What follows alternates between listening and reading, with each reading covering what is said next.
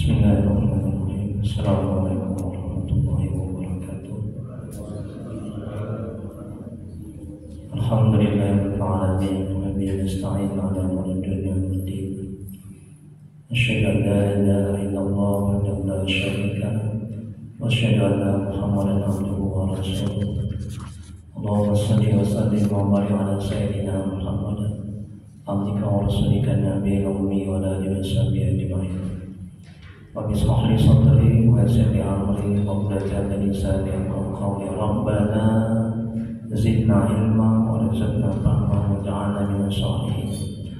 Ya Allah, ya Rabb, ya Maha Pengasih lagi Maha Penyayang, ampuni ya Allah dosa orang tua kami, ampuni ya Allah dosa kami, ya Allah.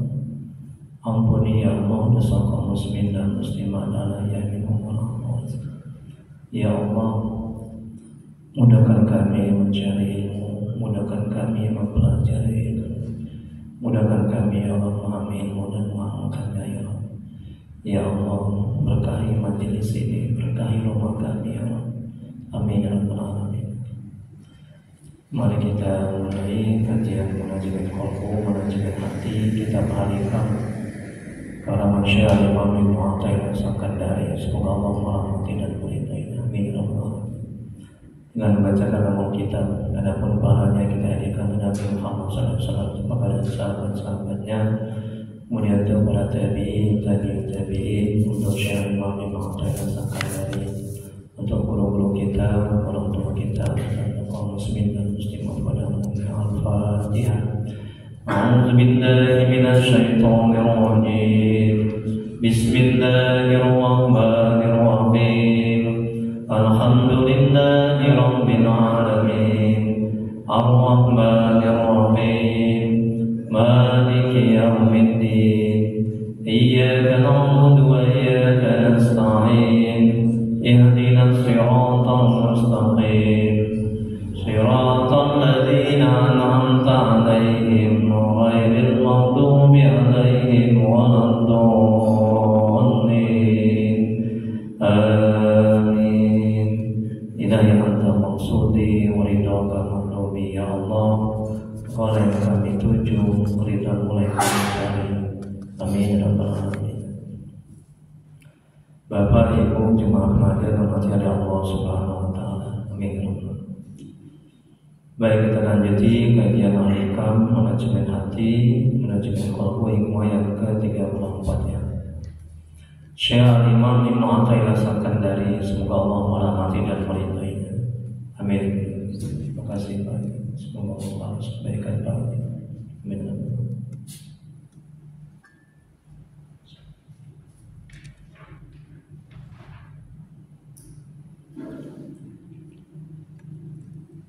Beliau mengatakan dalam kitab Al-Hikam, kalam hikmahnya, apa yang tersimpan di dalam hati akan nampak pada penampilan lahir. Masya Allah, tabarakallah.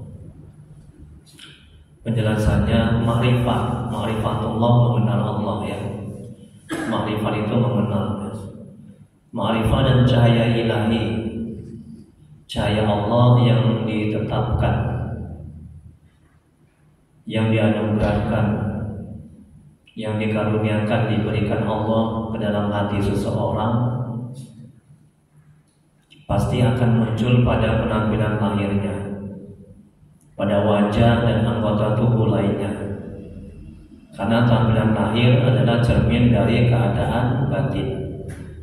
Nah, jadi kalau seseorang dianugerahi oleh Allah ya, ma'rifatullah, cahaya ma'rifatullah, cahaya mengenal Allah, dan cahaya tauhid, cahaya ihsan, cahaya Islam, dan cahaya-cahaya yang lainnya ke dalam hati seseorang hamba, maka akan tampak pada wajahnya akan berseri ya. Kemudian anggota tubuh akan khusyuk tawaduk.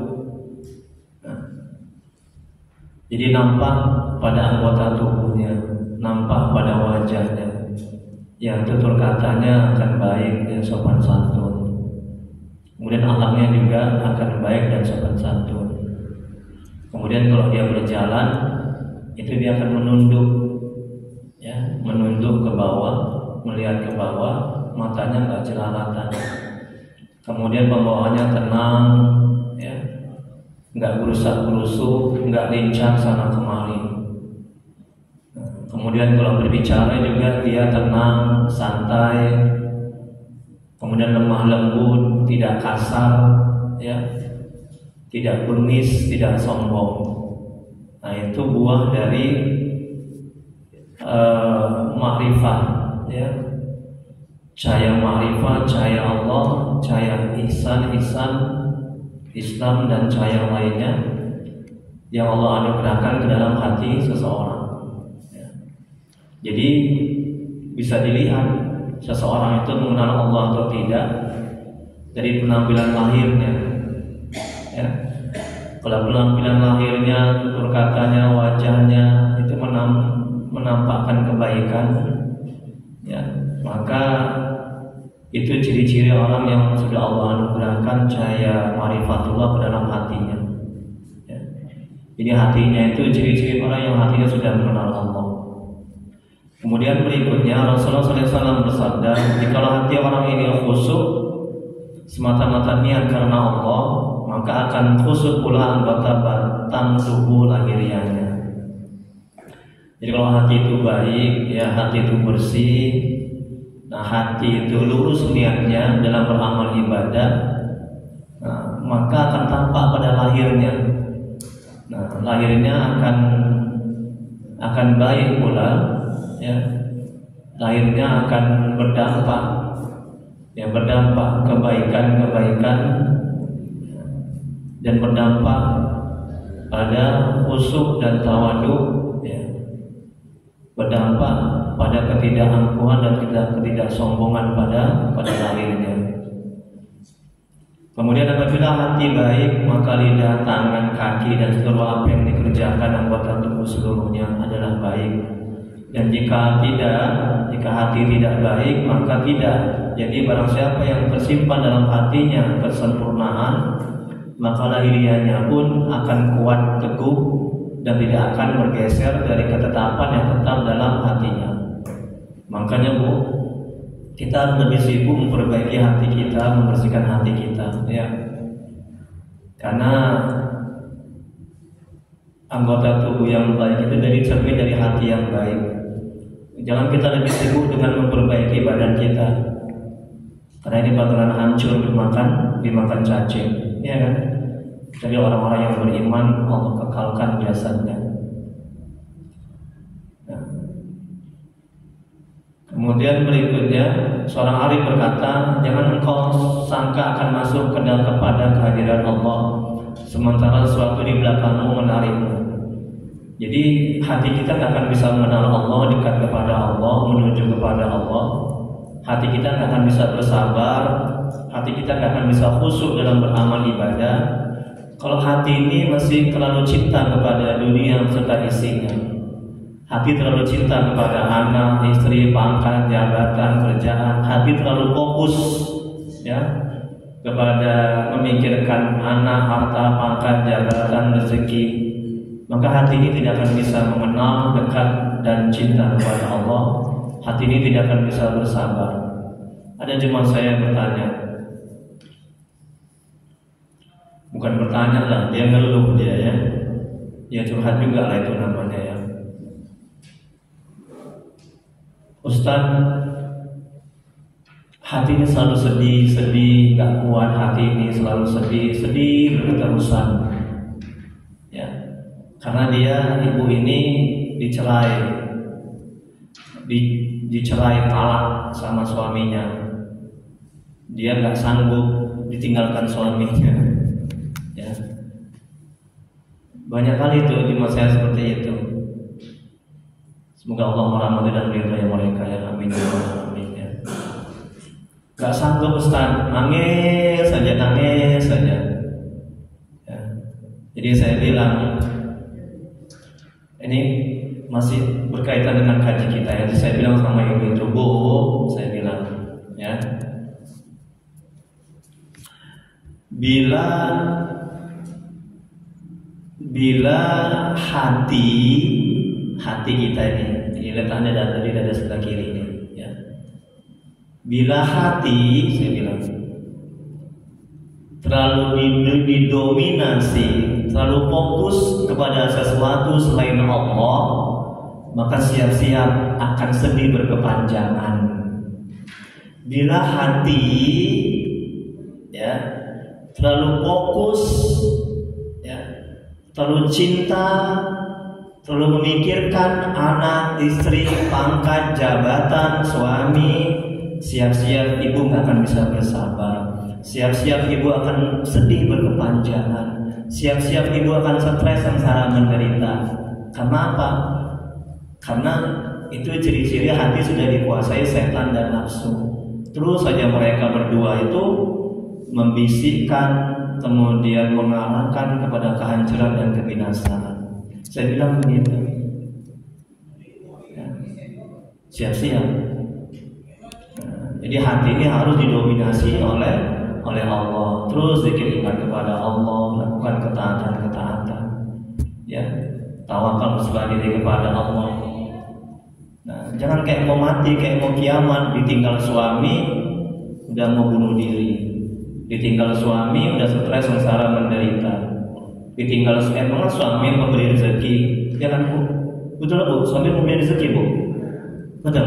Tidak, jangan kayak bapak-bapak. Suami itu pemakan rezeki, betul. Adapun pemberi rezeki adalah Allah, bukan suami. Dan kemuliaan seseorang wanita itu bukan terletak kepada suami, betul Bu? Siti Asia siapa suaminya Bu? Fir'aun. Jangan ada saya bilangnya Bu. Fir'aun itu kan jahat, tapi dia mulia. Jadi kemudian siapa lagi? Siti Maryam, ada nggak suaminya? Nggak ada, tapi dia mulia. Jadi kemuliaan seseorang wanita itu terletak kepada sejauh mana ketakwaan dia kepada Allah. Ini kayak cuma saya itu, kayak mau mati ya, kayak mau bunuh diri, kayak udah kehilangan. Jadi dia bersandar bergantung kepada suaminya, tidak kepada Allah. Inilah ciri-ciri hati yang tidak baik. Ini kata Imam ini, ya. Ketika hati terlalu didominasi kepada sesuatu selain Allah, siap-siap, ya, hati itu stres, hati itu nggak bisa bersabar, hati itu akan sedih berkepanjangan, dia nangis terus. Akhirnya merusak tubuhnya, merusak badannya. Ketika hati udah sakit, hati udah kotor, hati udah gak baik, itu akan berdampak kepada anggota tubuh, betul kan?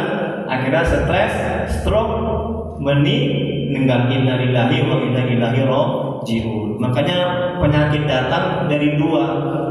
Yang pertama dari hati yang gak baik, hati yang busuk, hati yang berpenyakit, kontak ke akal pikiran, kemudian pikiran stres, stroke, mati. Yang kedua dari makanan. Makanya Rasulullah SAW bersabda, puasalah kamu maka kamu akan sehat, atau seperti kata Nabi ya. Kemudian berikutnya Allah berfirman dalam Al-Quran, yaitu di hari harta dan anak-anak laki-laki tidak berguna kecuali orang-orang yang menghadap Allah dengan hati yang bersih. Di mana ayatnya? A'udzubillahi minasyaitonir rajim. Bismillahirrahmanirrahim. Yauma la yanfa'u malun wala banun illa man atallaha biqalbin salim. Nih, hati yang bersih adalah hati yang tidak punya ketergantungan kepada suatu selain Allah. Tengok, hati yang bersih, hatinya itu bergantung, bersandar kepada Allah, kepada rahmatnya, kepada karunia-Nya, tidak kepada suami, tidak kepada harta, anak, pangkat, jabatan. Siap-siap bila hati ini terlalu didominasi cinta, terlalu didominasi kepada suatu selain Allah, siap-siap dia akan menderita berkepanjangan, siap-siap dia akan stres, siap-siap dia tidak akan bisa bersabar. Nih ya, hati. Kemudian berikutnya Syekh Abdul Qadir Al-Jailani, semoga Allah merahmati dan meridhoinya, beliau mengatakan selagi hati itu masih, tengok ibu, tengok, selagi hati itu masih ada kecenderungan kepada keduniaan, harta, anak, pangkat, jabatan, kerjaan, ya, terlalu cinta, terlalu senang, terlalu, boleh cinta kepada anak, suami, istri boleh, ya kan? Bukan nggak boleh, tapi jangan terlalu. Makan kalau terlalu jadi apa Pak Haji? Ustaz, sakit kan? Betul kan? Hati ini kalau terlalu cinta kepada istri, anak, pangkat, jabatan, kerjaan, dia akan sakit hati ini. Makanya nggak boleh. Hati cinta kepada Allah full penuh, cinta kepada harta, anak, pangkat, jabatan, dunia seadanya, seperlunya, jangan sepenuhnya. Kemudian berikutnya ini kata Syekh Abdul Qadir Al-Jailani, selagi hati itu masih ada kecenderungan kepada keduniaan, maka selama itu pula masih ada kesedihan dan kedukaan. Tengok, ya kan? Hati itu akan merasa takut dan gelisah. Ustaz, saya kok susah khusyuk dalam sholat. Selalu banyak dari jemaah seperti itu. Ketika takbir cari kunci di luar sholat, dapatnya ketika sholat takbir Allahu Akbar. Oh iya, kunciku taruh di atas meja. Aku lupa tadi udah bicara dia ketika sholat. Nah, ini akibat apa? Akibat hati itu terlalu cinta kepada dunia. Kemudian berikutnya, hati semacam itu akan terhalang dari Allah. Semua keadaan seperti ini tidak dapat dihilangkan kecuali jika kecintaan terhadap dunia telah terkikis habis dari hati. Bukan nggak boleh cinta kepada dunia, boleh, tapi sekedarnya, seperlunya, jangan terlalu. Ya. Kemudian berikutnya Syekh Hakim Al-Tirmizi, semoga Allah merahmati dan meridhoinya, beliau mengatakan hati orang mukmin lembut dan selalu basah dengan rahmat Allah yang dicurahkan kepadanya.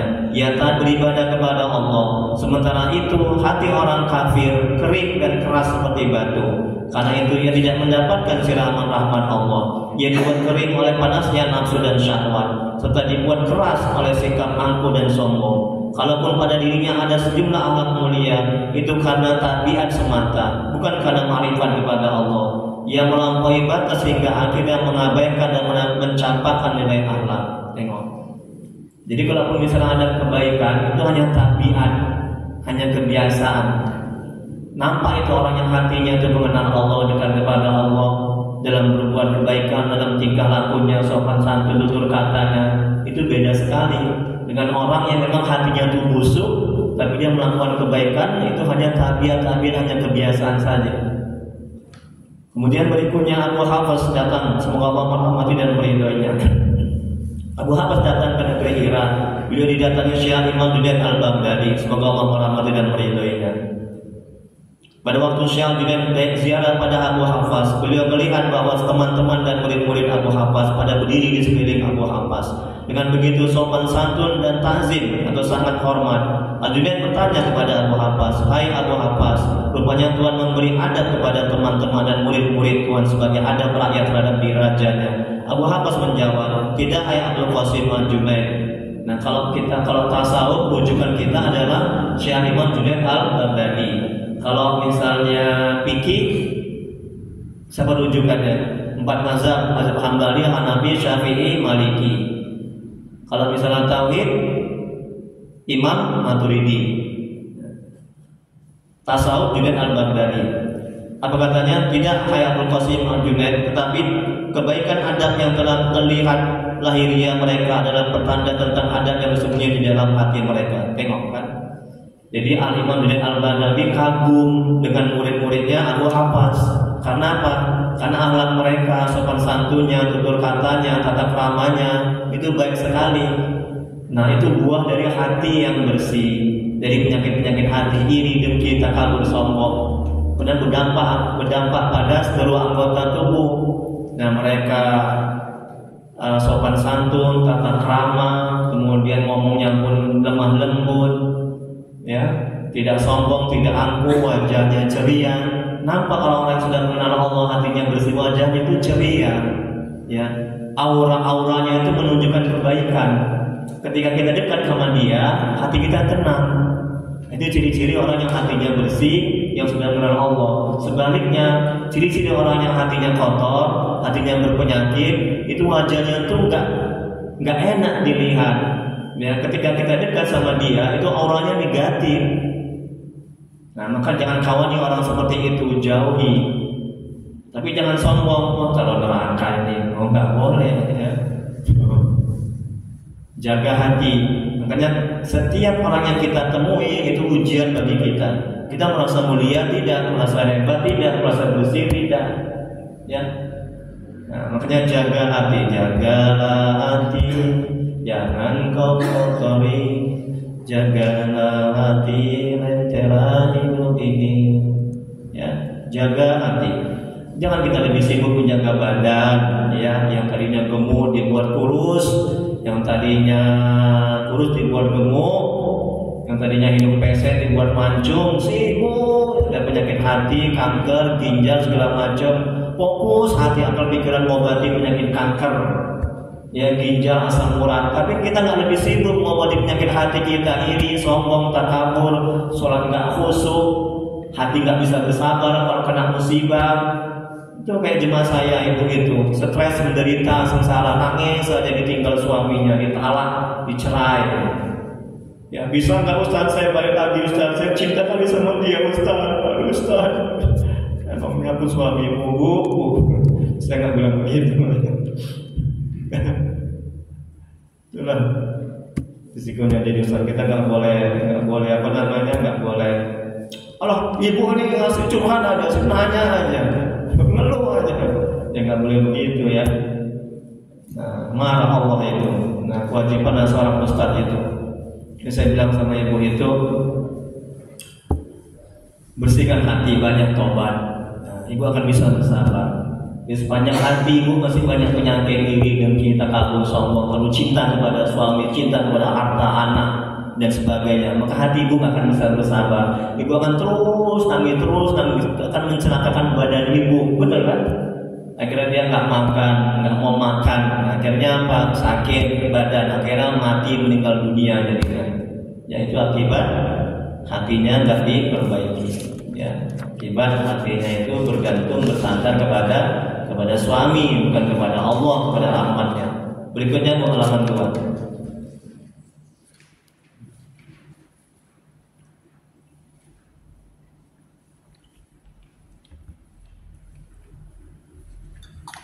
Berkata Ibnu Mas'ud, semoga Allah merahmati dan meridhoinya, bahwasanya dalam hati manusia ada dua hal, satu berhubungan dengan malaikat dan satu lagi berhubungan dengan musuhnya, yaitu iblis dan setan, termasuk hawa dan nafsunya. Nah, ini dalam hati kita, Bu.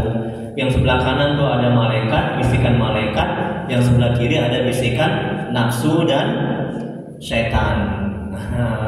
Ya, ini mereka ini berlomba-lomba ini untuk mencelakakan kita. Yang satu untuk mengajak kita kepada kebenaran, yang satu mengajak kita kepada kehancuran. Makanya, ya, kita dituntut untuk selalu zikir. Kita dituntut untuk minta tolong kepada Allah. Tengok Nabi itu yang hatinya sudah bagus, saya selalu berdoa. Jika Rasulullah SAW bersabda, "Ya muqallibal qulub, tsabbit qalbi ala didik." Wahai yang membolak-balikkan hati, ingat, qalbun itu sifatnya bolak-balik, kadang baik, kadang buruk. Nah, ketika baik itu ada bisikan malaikat, ketika buruk bisikan setan dan nafsu. Ya, kita minta tolong sama Allah. Makanya zikir, ingat. Bagaimana Allah mau tolong kalau kita nggak banyak zikir, betul? Dimanapun kita berada, Allahumma sholli ala sayyidina Muhammad wa ala alihi wasallam, Allahumma sholli ala sayyidina Muhammad wa ala alihi wasallam. Zikir saya itu sholawat. Ya, jadi Nabi dapat, Allah dapat, Nabi dapat, betul kan? Kalau kita hanya zikir la ilaha illallah, Allah, memang bagus juga, hanya Allah yang dapat. Saya dapat dua. Ya. Makanya barang siapa yang melazimkan sholawat, maka diampuni dosanya. Kemudian malaikat mendoakan. Itu lebih kurang ada 100 manfaat sholawat. Banyak kali manfaatnya. Ya. Kalau Bapak Ibu terserah mau mana zikirnya, mau Allah, mau la ilaha illallah, subhanallah. Kalau saya zikir saya seperti itu, selawat ya. Allahumma sholli ala sayyidina Muhammad wa ala alihi wasallam. Allahumma sholli ala sayyidina Muhammad wa ala alihi wasallam. Jangan hanya selawat kepada kepada Nabi, keluarganya juga. Memang bagus, tapi lebih baik lebih afdal kepada keluarganya juga, wa ala alihi wasallam. Ya. Jangan hanya Allahumma sholli ala sayyidina Muhammad, jangan hanya lebih abdul lagi kepada Allah. Oke, itu kewajiban saya nyampaikan. Nah, naik mobil juga, mobil baru kan selawat, nah, ditambah lagi nanti. Nah, ada istri alhamdulillah satu selawat, ditambah lagi nanti. Mesti ditambah kebaikan. Ibu jangan melotot dulu. Ditambah nanti kebaikan istri itu, nanti bersyukur punya istri, alhamdulillah. Nah, bagi yang belum punya istri ya bersabar. Nah, tidak akan ke Ustaz ya, Ustaz banyak stok ya, dijodohkan. Ya, baik, selanjutnya. Kemudian sebagian ulama, mana tadi? Yang berhubungan dengan malaikat, yang tengok ini kata Ibnu Mas'ud. Semoga Allah merahmati dan meridhoinya. Yang berhubungan dengan malaikat adalah menimbulkan hal-hal yang baik, yang membenarkan yang benar. Jadi malaikat dia membisikkan kebaikan-kebaikan dalam hati kita yang letakkan di sebelah kanan. Dan yang berhubungan dengan musuh yaitu setan dan nafsu ialah ketidakbaikan, mendustakan kebenaran dan mencegah kepada kebaikan-kebaikan. Makanya Bu, Pak, ketika ada bisikan-bisikan, nah kita ukur dengan ilmu agama. Ya, bisikan itu kebaikan tidak. Kalau dia kebaikan itu datangnya dari Allah melalui malaikat, maka lakukan. Kalau bisikan itu tidak ada kebaikan, itu datangnya dari syaitan.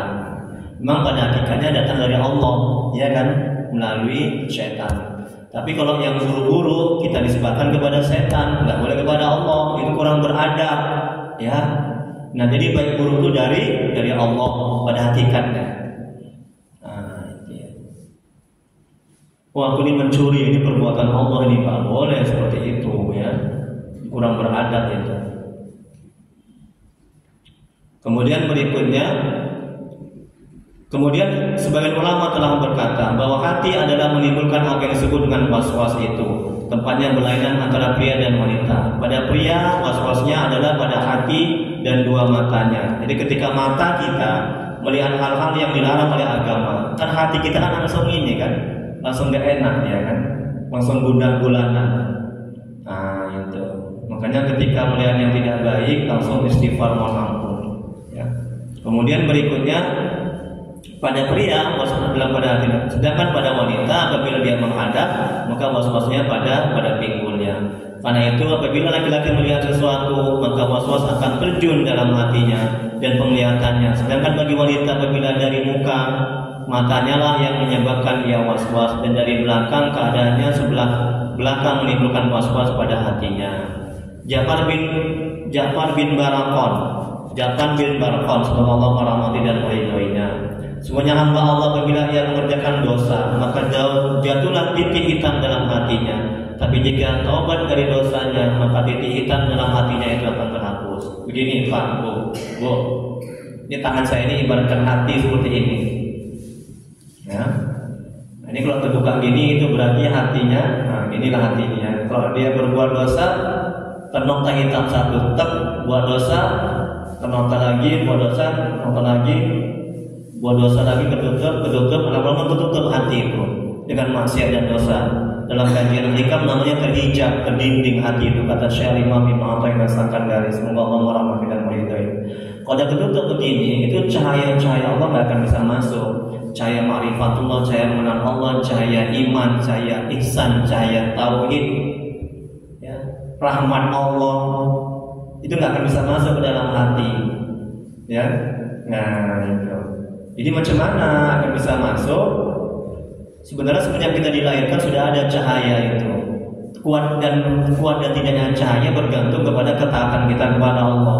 Semakin taat kita kepada Allah, semakin kuat dia cahayanya. Ibaratkan gini, lampu kan ada 5 watt, 10 watt.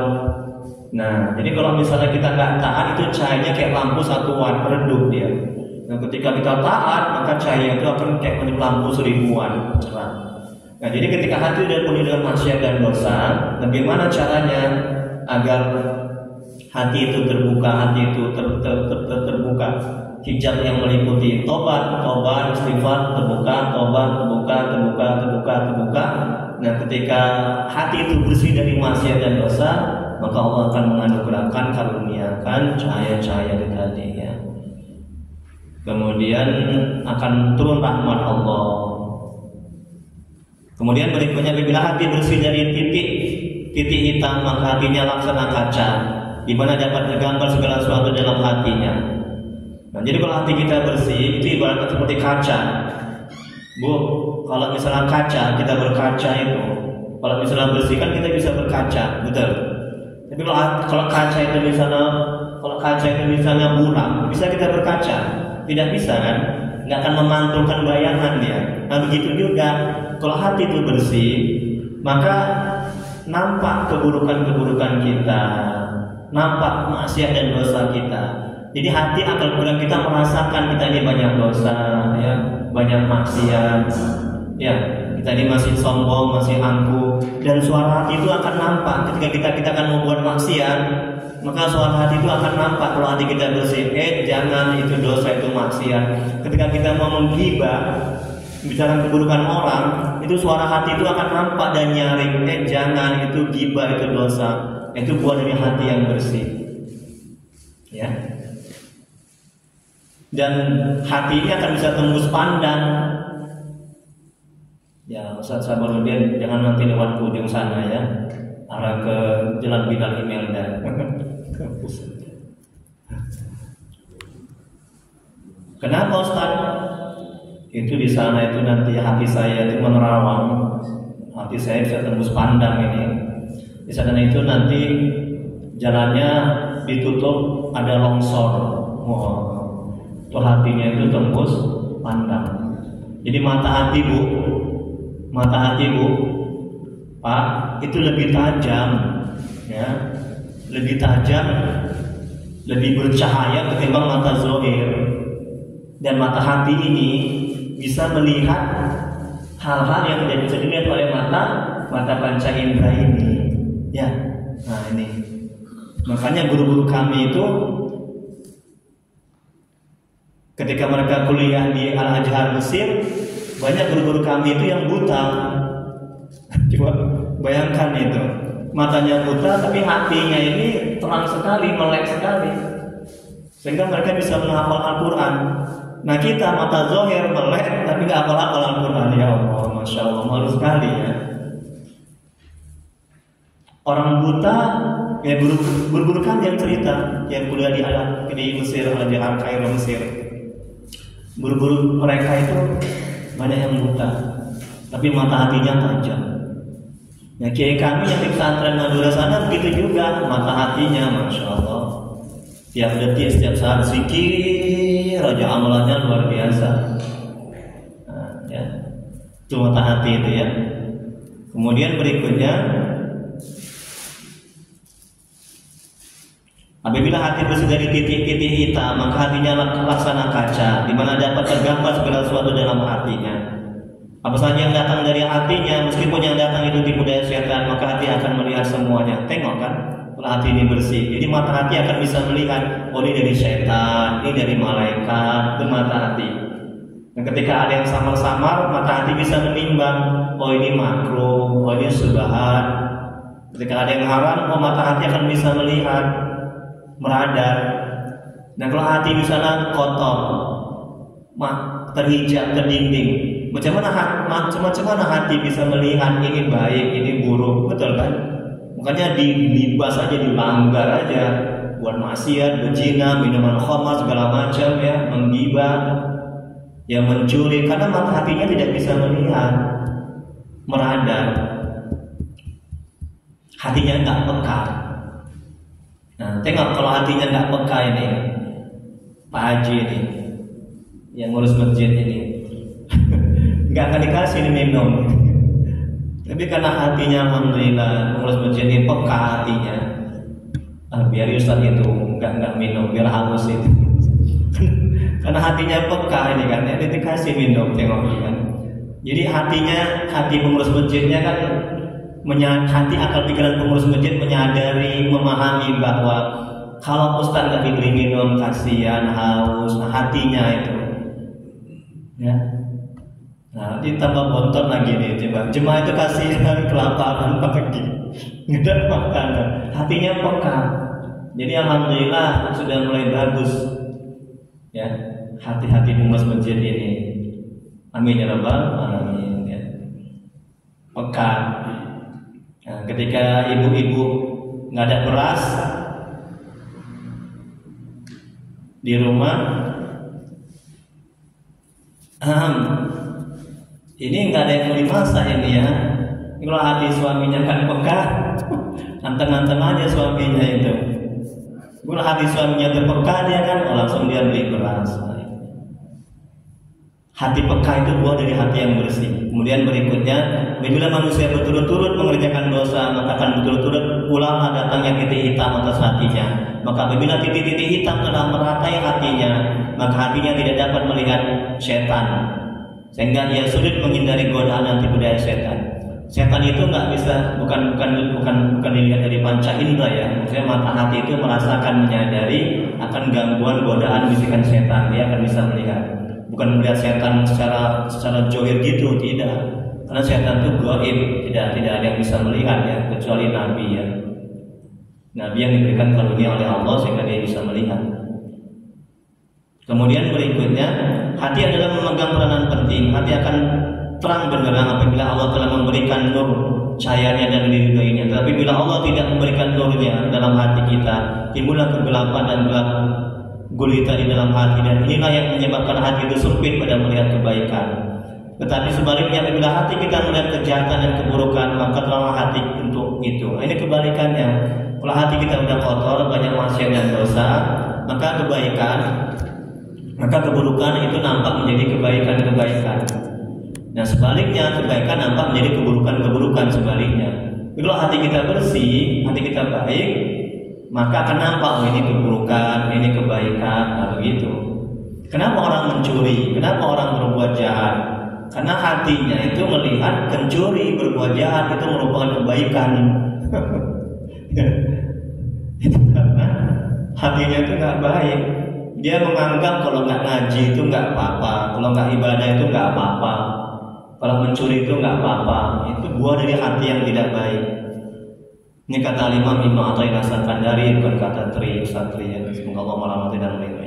Kemudian apa yang dititipkan dan ditempatkan Allah dalam hati bisa berupa kebaikan atau kejelekan, cahaya atau kegelapan, ilmu atau kebodohan, kelembutan atau kekerasan, kikir, murah, hati atau dermawan, sumpah atau lapang, terjaga atau lupa, ma'rifat atau ingkar, dan semua pekerjaan lain, baik yang terpuji maupun yang tercela. Pengaruhnya ini, tengok Bu, Pak, tengok Bu. Jadi Bu, kita bersyukur Allah menganugerahkan ke dalam hati kita, ya. Allah menganugerahkan dan Allah membuat hati kita itu baik dan bersih. Apa jadinya kalau Allah buat hati kita itu terhijab, terdinding, hati kita keras? Nah, jadi manajemen hatinya seperti itu, ya kan? Udah kiamat. Jadi musibah yang paling besar itu adalah bila hati seseorang itu mati, betul kan? Kalau udah mati hati itu udah keras, dinasihati dia nggak mau, susah ibadah, susah taat. Karena hatinya yang menggerakkan seluruh anggota tubuh untuk taat, untuk mengenal Allah, itu dekat kepada Allah. Bagaimana mau taat kalau hati itu udah terhijab, hati itu udah keras, susah menangis ketika melihat orang yang lebih susah dari dirinya, ya. Itu ciri-ciri hati yang keras. Dinasihati marah, ya, nggak tergerak hatinya untuk taat, untuk ibadah. Nah itu udah kiamat. Inna lillahi wa inna ilaihi raji'un. Jadi kita bersyukur. Makanya jangan hati akal pikiran ini jangan terfokus kepada rezeki, pada harta, anak, pangkat, jabatan aja. Kalau itu kita lakukan, stres, kita menderita kita. Bila kita nggak ada kerja, nggak ada duit, stres, menderita. Padahal Allah sudah menganugerahkan yang tak ternilai dan yang tak ternilai dan tak, macam mana ngomongnya lagi ya, hati yang bersih, hati yang baik, Itu suatu anugerah yang sangat besar sekali itu, ya. Nggak bisa tertandingi dunia dan segala isinya, ya. Kalau yang satu itu yang bernilai berharga itu sudah mati, ya. Walaupun banyak duit, ada jemaah saya itu, jemaah saya banyak yang kaya itu, kaya rumahnya, hartanya, pangkat, jabatan. Tapi kayak kiamat di rumahnya itu, anaknya narkoba segala macam, istrinya, suaminya lincah lagi, ya, perang sana kemari, ribut aja setiap hari, coba, ya. Jadi nggak ada artinya kan? Kan yang kita cari di dunia ini kan ketenangan, kedamaian hati, betul kan? Kalau udah hidup udah hati nggak tenang, hati nggak damai. Coba, walaupun harta banyak, makanya jangan silau dengan harta, pangkat, jabatannya. Itu nggak menjamin membuat hati kita menjadi tenang. Ya, yang membuat hati kita tenang adalah dekat kepada Allah, mengenal Allah, ya, ketaatan kepada Allah. Makanya Allah memberikan ketenangan ke dalam hati yang bersih. Allah memberikan ketenangan tidak dari harta, pangkat, jabatan. Ingat, walaupun tenang tapi sesaat itu sifatnya sementara. Jadi jangan silau orang yang kaya, harta banyak, pangkat, jabatan, kalau dia nggak taat. Kemudian berikutnya, pengaruh budi pekerti itu pasti nampak pada anggota badan, dalam akhlak dan tingkah laku. Allah berfirman dalam Al-Quran, kamu kenal mereka dengan melihat sifat-sifatnya. Quran Surah Al-Baqarah 273. Jadi sifat yang baik, sifat yang bagus, akhlak yang baik, akhlak yang bagus, tutur kata, itu buah dari hati yang bersih, hati yang baik. Kemudian berikutnya Allah berfirman dalam Al-Quran Surah Al-Fat ayat 29, tanda-tanda mereka tampak pada muka mereka dan berkah sujud. Hati yang baik, hati yang bersih, itu raut wajahnya itu akan ceria, wajahnya itu akan auranya itu positif, tidak negatif. Nah, kemudian dia akan taat kepada Allah, buah dari hati yang bersih. Bagaimana mau taat kalau hati kotor? Susah untuk bisa taat, ya. Susah untuk bisa tahajud, susah untuk menghadiri majelis taklim. Ya alhamdulillah kita kan orang-orang yang hatinya bersih, sehingga mau ke masjid. Amin ya rabbal alamin. Tapi belum 100% lah, ya kan? Ada usahakan 100% hati kita bersih, ya. Saya juga begitu, banyak zikir, banyak tobat kepada Allah, ya. Nah, kemudian ketika buat maksiat dan dosa, ketika tergelincir maksiat dan dosa, langsung istighfar mohon ampun. Benar Rasulullah SAW bersabda, sebaiknya orang yang berbuat maksiat dan dosa adalah dia langsung tobat kepada Allah, ya kan? Buat dosa istighfar maksiat, bukan istighfar maksiat.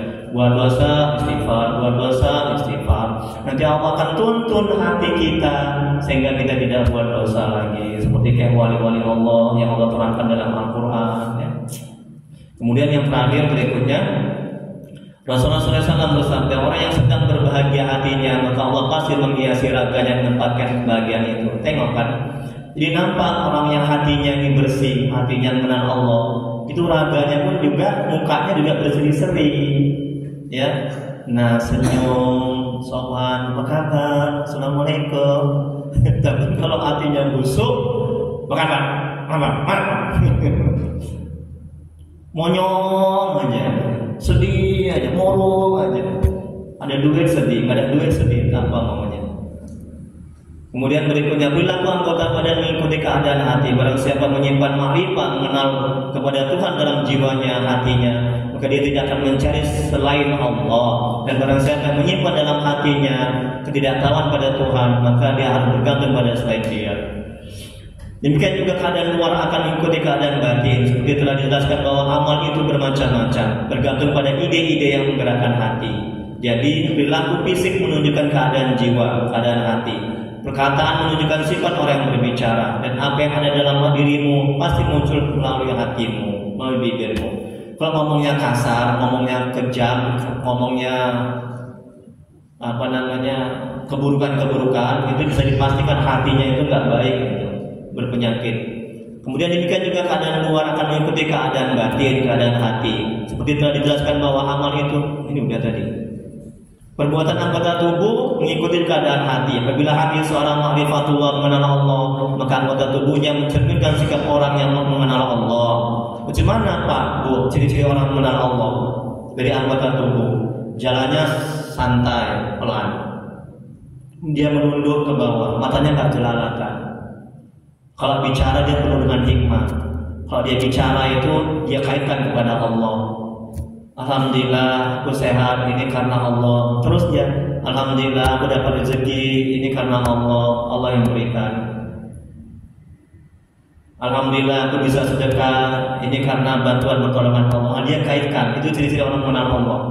Dia nggak berusaha berusuk, ya, wajahnya berseri, cerah, dan auranya itu positif. Ketika kita dekat sama dia, orang yang mengenal Allah, nah kita tergerak hati untuk dekat dan mengenal Allah.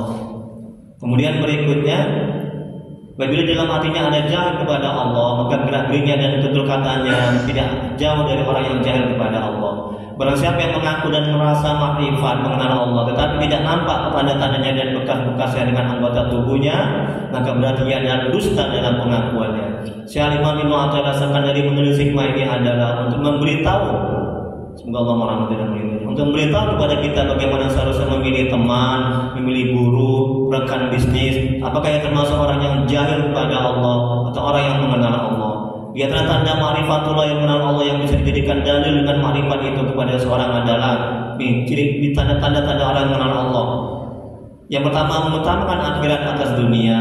Yang kedua, lari dari kesibukan yang melalaikan ia dari dekat kepada Allah. Allah berfirman dalam Al-Quran, hai orang-orang yang beriman, janganlah melalaikan kamu, harta kamu, anak kamu daripada ingat kepada Allah. Siapa yang berbuat demikian, maka ia termasuk orang-orang yang merugi. Quran Surah Al-Mutafikun ayat 9. Yang ketiga, sedih bila luput dari ketaatan. Ketika enggak ngaji, ketika enggak tahajud, ketika enggak baca Quran, sedih. Itu ciri-ciri orang yang dalam hatinya itu sudah mengenal Allah. Yang keempat, gembira dan tenangnya dia dengan zikir dan taat kepada Allah. Yang kelima, kasih sayang sama makhluk Allah. Dia kasih sayang sama makhluk Allah. Dijolimi dia sabar mendoakan. Termasuk orang-orang yang berdosa. Nah ini, masuk orang berbuat dosa, dia tidak sombong, tidak angkuh, dia tidak akan mengatakan, oh dia buat dosa, calon neraka ini. Dia tidak akan mengatakan demikian. Dia akan mendoakan semoga orang yang berbuat dosa itu diberikan hidayah. Ya, karena kan nggak tahu akhir hayat kita, ya kan? Apakah suul khotimah atau husnul khotimah? Makanya kita nggak boleh sombong, nggak boleh angkuh, nggak boleh merendahkan orang yang berbuat dosa. Ya, kita doakan. Orang menzalimi kita, nyakiti kita juga begitu. Kalau kita dibilang bodoh, oh bodoh kau, oh iya, makasih ya, nah, begitu aja. Jangan dibalas, bodoh kau lah bodoh. Udah, dia dosa, kita dosa. Jaga hati kita, jangan sampai hati kita diatur oleh keburukan orang lain. Dia buat buruk, keburukan itu akan kembali sama dia, betul? Kita buat baik, kebaikan itu akan kembali sama kita, betul? Jaga hati ya, jaga hati. Jangan sampai hati kita apa tadi diatur oleh keburukan orang lain. Jaga hati ya. Kemudian berikutnya, mereka tidak memusuhi dan menjauhi orang yang berdosa, mereka menyayangi. Dan sebenarnya orang yang berdosa yang perlu disayangi. Kalau orang yang taat, yang dia udah taat, ya kan? Apa yang perlu disayangi itu adalah orang yang berbuat dosa, ya kan? Nah, itu yang perlu lebih disayangi, ya, lebih didekati supaya dia bertobat. Yang keenam, mereka melihat sesuatu yang menyenangkan dan menyedihkan datangnya dari Allah. Ketika melihat yang sedih dari Allah, ketika melihat yang senang dari Allah, semuanya dari Allah. Ketika sakit, ini ujian dari Allah. Ketika sehat, ini dari Allah. Ketika buat maksiat dan dosa, ini ketentuan Allah. Allah yang menghendaki, begitu. Ketika buat taat, ini anugerah karunia Allah. Semuanya didekatkan kepada Allah. Sedangkan bagian dari tanda-tanda orang yang jahil kepada Allah adalah kebalikan dari tanda-tanda orang yang makrifat di atas. Jadi kalau hikmahnya kembali lagi Bu, Syekh Imam Ibnu Athaillah As-Sakandari, semoga Allah merahmati dan meridhoinya, mengatakan apa yang tersimpan di dalam hati akan tampak pada penampilan lahir. Ketika hati bersih, ketika hati terbebas dari penyakit-penyakit hati seperti iri, sombong, takabur, maka Allah akan menganugerahkan, mengkaruniakan ke dalam hati ya cahaya ma'rifatullah, sehingga kita bisa mengenal Allah ketika kita minum, ya. Nah, kemudian hati kita menyadari, memahami, ya, kita bisa minum itu karena karunia Allah, anugerah Allah. Allah yang membuat kita bisa minum, dan Allah yang memberikan minum itu bukan karena jiran pada hakikatnya. Begitu. Itu ciri orang yang sudah mengenal Allah. Ya, sehingga terucap lisan ini alhamdulillahirabbil alamin. Jadi zikir yang muncul. Wallahu a'lam, hanya Allah yang mengetahui. Silakan Bapak Ibu dan berdiskusikan. Nikmat kali berkaji hati, ya. Insyaallah tabarakallah. Semoga kita bisa istiqomah, ya. Amin ya rabbal alamin. Ada? Oke, ada, kita doa, ya. Astaghfirullahaladzim, astaghfirullahaladzim, astaghfirullah. Allahumma shalli ala sayyidina Muhammad wa ala alihi. Allahumma shalli ala sayyidina Muhammad. Bismillahirrahmanirrahim. Alhamdulillahirabbil alamin. Hamdan fi ni'amihi wa yakfi mazidan. Ya Rabbana lakal hamdu kama yanbaghi li jalali wajhika wa 'azimi sultani. Allahumma shalli ala sayyidina Muhammad wa ala ali sayyidina Muhammad.